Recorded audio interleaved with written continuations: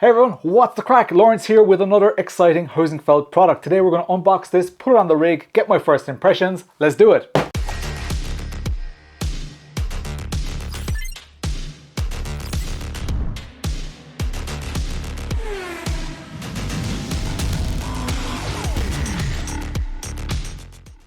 So this is not the first time that I'm reviewing a Heusinkveld product. It is, however, the first time that they've actually sent me a product for a long-term review. The previous reviews that I did of the Heusinkveld Sprints and the Heusinkveld Sequential Shifter were not in the exact same long-term format as all my other reviews. So it's really exciting to have this product here, be able to use it long-term, get it installed in the rig, and today I'm going to give you my first impressions of that as well. So let's get the knife, the trusty, somewhat blunt knife.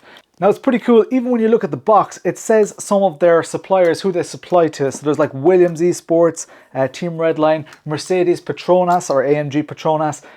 Really cool to see those on the outside of the box. I think in sim racing, you kind of know that Heusinkveld has a pedigree. They have lots and lots of experience when it comes to supplying sim racing hardware, and one thing that I always hear is you rarely need the customer support, and if you do, it's always impeccable. I have seen them offer things to people who have bought things secondhand, or even people who have modified stuff that they shouldn't have, and Heusinkveld always come up trumps. So they definitely have to be commended for that.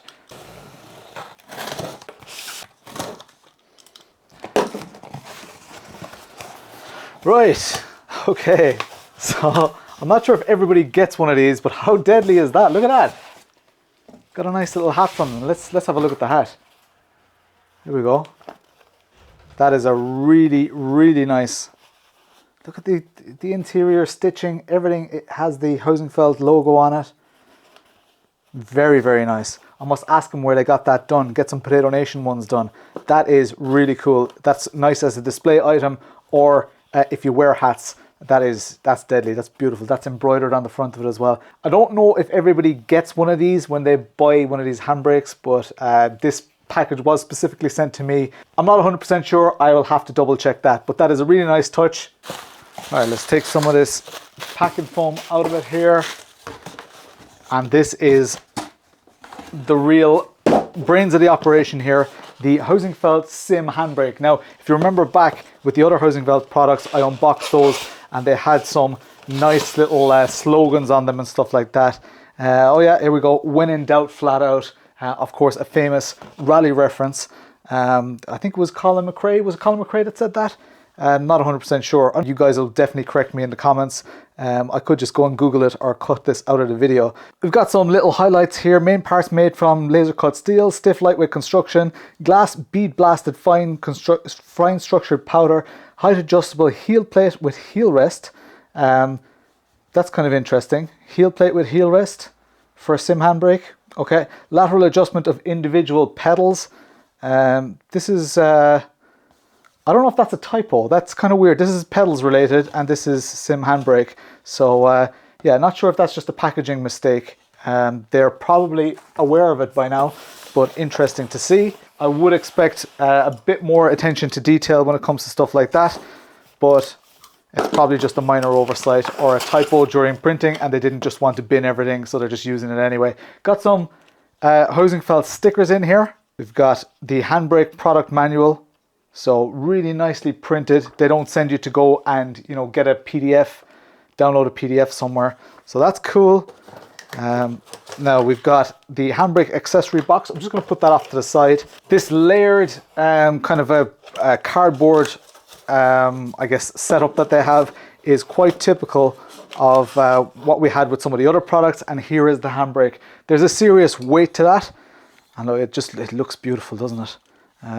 Really just looks very nice. So the operation on that is it pulls towards you and that pulls down this elastomer, so that'll fit nicely on my 80/20 rig. Now I might have to mount a little piece of profile to get both of these, because obviously there's a lot of force. You can put a lot of force on this. You've got some adjustment points on here just to change the angle and stuff. Right now it's set up completely in a vertical setup, so you can just mount this to profile. Now the profile you would have to mount, I guess I could do, what I'll probably do is put this into the channel and maybe put some 90-degree brackets and use this, or else I can mount a piece of profile if I have a spare piece, mount it. But I do have an upright, and this would be kind of similar to how I would want it anyway. So yeah, we'll see how we mount it when we get to that stage of the video. We've got some adjustability here, which most likely just changes the angle of this. This pivot point is not adjustable. What other adjustment do we have? When this moves, so this is the mechanism. It's obviously very, very heavy. So this is the mechanism. So I think, is it maybe this bolt hitting this, going into this rounded part here? That seems to be the actual limitation on how far you can pull it, and not the elastomer, which is nice. That's a hard kind of dead stop. Again, I could be completely wrong about that. I've got a USB port here. The handle is adjustable in height, I think. Is it? Yes, it would be, I think. Yeah, I'm guessing you can just raise that up a click. Well, one click maybe. I'm not sure. Again, we'll figure that out. And we can see the load cell underneath. I think it's a 200 kg load cell. I haven't actually looked into that. Definitely a heavy load cell, or not a heavy load cell. It's definitely a very capable load cell, so it can handle quite a bit of load on it. There is a little that looks adjustable here. I'm guessing that's just for changing stuff out. That's nice because that means that it's probably a toolless adjustment. So that's about the extent of that. Let's put that off to the side here, and let's have a little look in this accessory box that we have here. So accessory box, there is a USB cable, which you can never get enough of. There is a little tiny little spanner here, which is made from the same metal, and that probably is for this. And what else? Wonder what else that's for. Not entirely obvious what this side might be for, but that's that. We have some other elastomers. That's not an elastomer. This is an elastomer. It's got kind of a... Oh, interesting. Cool. So they custom make these elastomers. I'm not sure if you can actually see that there. It's a HE Hard 19. So very handy with these elastomers to, you know, rather than say, oh, it's the black one, it's the red one, it's the white one, or whatever. Very handy to actually have numbers on them. This is just probably a spacer to make it the same size as the existing one. Yes, that's correct. Then what else have we got? We've got some more elastomers in here. So we've got a HE28, and this is a 19, and that is probably, if that's a 1928, just there's a difference of 9 between those. That's probably like a 37 or something that's in there. Oh no, maybe not. It might be the same because it's the same size, but we'll see. It looks to be the same material. We've got some mounting hardware here. Nothing too special there. We've got little metal washers. I think they're metal. Yeah, they are. We've got some T-slot nuts. Very tidy. What else have we got? And the rest is just kind of spacers. Now some of these are a little bit larger, some are a bit smaller. I'll have to see exactly how all that configuration, how that configures, how that sets up. But it seems like you get a hell of a lot of adjustability without the need to buy an additional upgrade kit. So you get lots of that out of the box. So you know that when you get this product, you're going to be able to adjust it whatever way you like. So I really like that accessory kit. It seems to have a lot in it. And I don't think I'll be stuck with trying to find a configuration. In general, Heusinkveld sets up their products quite well from the factory, but it's nice to have all this adjustability. I think that's all there is to say about it visually. Let's get it on the rig and let's give it a whirl.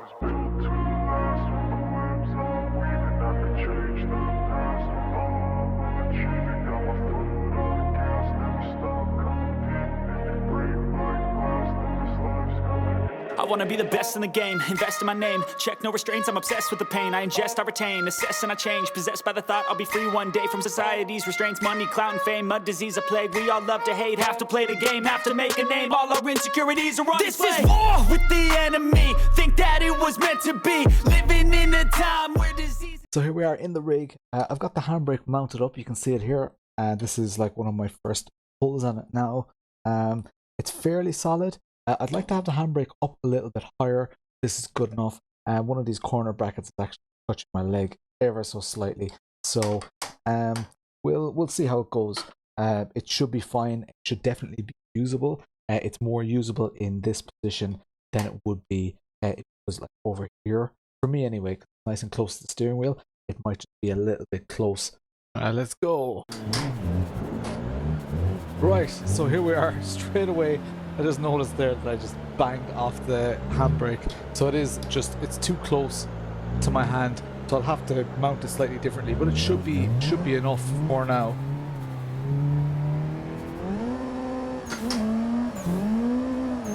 So I just did a little bit of setup with the steering wheel without the handbrake, because I haven't used the steering wheel drifting before either. So my settings aren't great. But for this video, we're just concentrating on the handbrake. And so far, the handbrake seems to be performing quite well. Just need to get used to this setup and where stuff is. You can probably see me reaching for the wrong area. The handbrake is in a fairly intuitive place. The shifter is maybe a little bit low or something, I don't know. But that's not the purpose of this video. The purpose of this video is to use the handbrake to get out to the clips like this, right out to the wall, get back in, get the car rotated. Again, I'm being a little bit exaggerated on the handbrake here, just to test.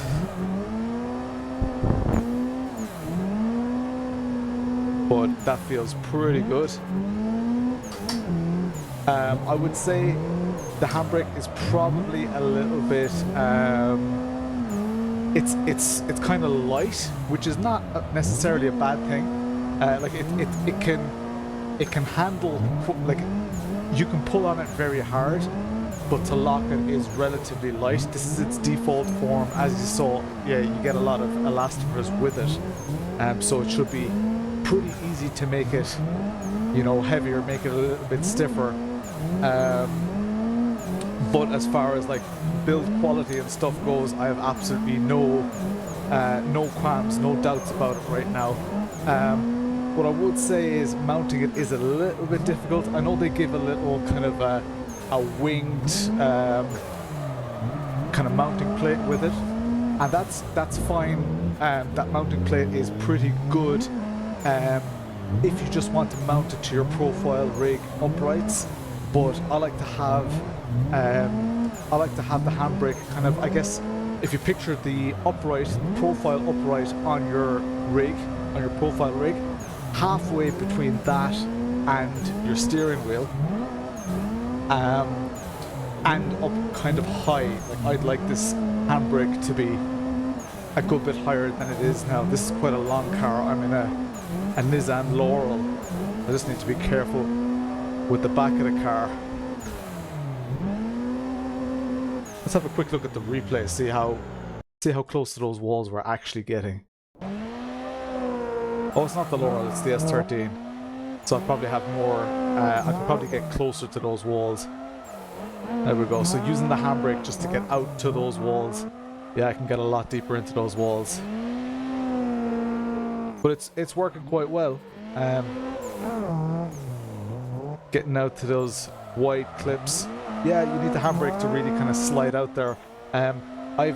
It's nice to use. I have to spend a lot more time with it, and I have to use it in mission critical situations. That's why I chose this track, because there are very specific clipping points that you have to go through. So a handbrake is necessary here. It's necessary when you're tandem drifting and stuff like that as well. Yeah, it's really nice. It definitely helps a lot. Let's see if we get close to those walls here again.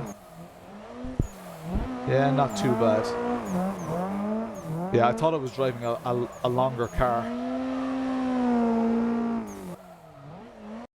Let's see if we can go closer again. Right, let's try that again, and let's try get a little bit closer to the walls. Let's really rely on the handbrake to get the car way out to those walls. There we go.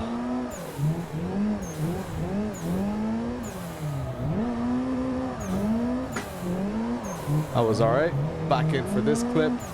Push it nice and wide for this one. Drag it along those walls.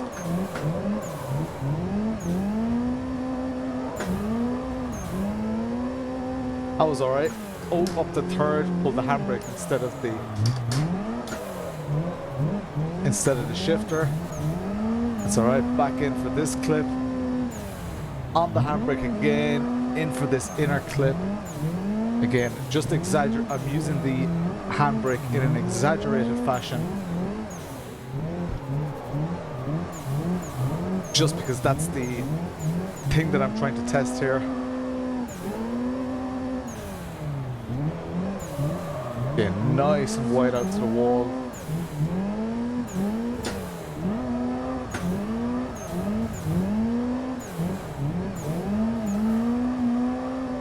Alright, that was definitely a lot closer to the wall. Let's have a look at that replay. There we go. Alright, closer to the walls. That's already closer. Back in here. Out to that wall. A little bit closer. Good bit closer. See, a handbrake really allows you to slide out to those. This is where I made the mistake with the handbrake and the shifter. Still got out to this clip with the handbrake on that line. Back in here. And back in for this clip. So the reason you might want a handbrake, the reason you might want to use a handbrake when you're rallying or drifting especially, is to rotate the car just to point it the right way so that you don't have to rely on your steering wheel or your mechanical grip to get you that way. So it just allows you that little bit of rotation. That was a nice clip of the wall. Here again. Right out, well, that wasn't too great. Out to the wall here, and this one should be on the wall as well. So not bad, not bad. So all in all, first impressions. It's very, very usable. It's difficult to mount, but all handbrakes are. It's not a Heusinkveld specific problem. It's difficult to mount the way that I like it. So if your upright is here and your steering wheel is over here, I like the handbrake to be mounted in between the two of them and kind of up high.